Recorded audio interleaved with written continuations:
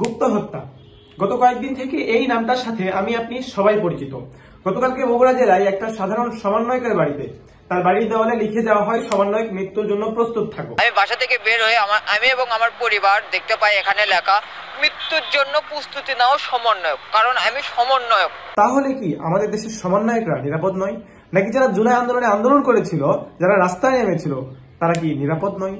সেই বিষয়ে আজকে কিছু কথা বলবো, মনোযোগ সহকারে ভিডিওটি দেখবেন। আচ্ছা, মনে করেন জুলাই অভ্যুত্থানে ছাত্রদের বিজয় হয় নাই, শেখ হাসিনা দেশ থেকে পালাই নাই। বিগত 14 বছর শেখ হাসিনা যেভাবে রাজত্ব করছে, বর্তমানে যদি সেইভাবে রাজত্ব করতো, তাহলে কি যারা জুলাই অভ্যুত্থানে আন্দোলন করেছিল, বা যারা রাস্তায় নেমেছিল, বা যারা সমন্বয়ক, তারা এতদিন কোথায় থাকতো?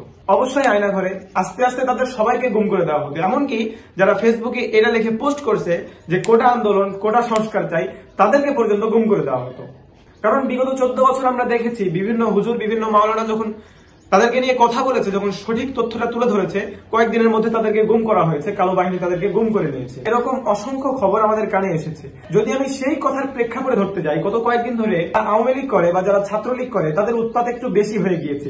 ইদানিং আমাদের কানে খবর আসতেছে যে যারা জুলাই অভ্যুত্থানে আন্দোলন করেছিল, তাদেরকে গুম করা হইতেছে, তাদেরকে মারধর করা হইতেছে, তাদেরকে হত্যা করা হইতেছে, অ্যাক্সিডেন্ট করানো হইতেছে। তো আমার কথা হলো যে যদি শেখ হাসিনার দায়িত্বে থাকতো, তবে যারা জুলাই আন্দোলনের সমন্বয়ক ছিল, যারা এই ছাত্র দলের সমন্বয়ক ছিল, তারা এতদিন আয়না ঘরে থাকতো, তাদেরকে এতদিন গুম করে দেওয়া হতো। কিন্তু ছাত্রদের বিজয় হওয়ার পরেও কেন আওয়ামী লীগ, ছাত্রলীগ ফেসবুকে পোস্ট করতেছে, গুপ্ত হত্যা করার চেষ্টা করতেছে, যারা সমন্বয়ক ছিল তাদেরকে হত্যা করার চেষ্টা করতেছে?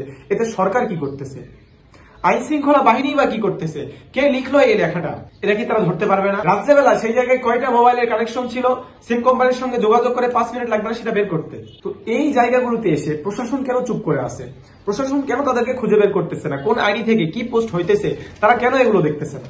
আসলে পিনাকি ভট্টাচার্য একটা কথা বলেছিল, এই যে পুলিশ তাদের যে সবুজ একটা ড্রেস আপ আছে, এটা বদলাবে না, এটা আগে যেরকম ছিল বর্তমানে সেরকম থাকবে।